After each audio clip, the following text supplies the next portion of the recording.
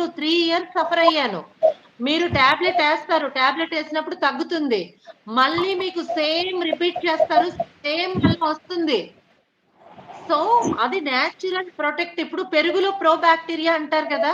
పెరుగు మనకి తినమంటారు. Pro bacteria అంటే మనకి మంచి చేసే బాక్టీరియా అన్నమాట. అలాగే మనం యూరిన్ పోసుకునే ప్లేస్‌లో మనకి నేచురల్ ప్రొటెక్షన్ కోసం ఒక వైరస్ ఉంటుంది. అంటే ఒక రక్షణ వ్యవస్థ. ఇప్పుడు బయట నుంచి యుద్ధంకి ఎవరైనా వచ్చారనుకోండి, మనం కూడా ఫైట్ చేయాలి గదా! ఫైట్ చేయడానికి ఒక సైనిక వ్యవస్థ ఉండాలి కదా! సో, ఈ వైరస్ వచ్చేటప్పుడు ఈ ప రక్షణ వ్యవస్థలో ఉన్నటువంటి సైనికులు ఎవరైతే ఉన్నారో వీళ్ళు ఫైట్ చేసి అవి రాకుండా ప్రొటెక్ట్ చేస్తాయి. మీరు కడిగేస్తున్నారనుకోండి, వాటిని మనమే చంపేసుకుంటున్నాం. ఇందిరాగాంధీకి బాడీ గార్డే చంపాడంట అప్పటి రోజుల్లో. సో, అలాగా మన నేచురల్ ప్రొటెక్టివ్ సిస్టమ్ కోసం ఉన్నటువంటి ఏదైతే ఉంటుందో దాన్ని మనం కడిగేయడం ద్వారా చంపేస్తున్నాం.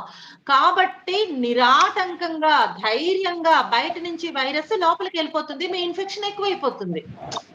సో, ఇది సింపుల్ లాజిక్ అండి. అస్సలు చేయకూడదు.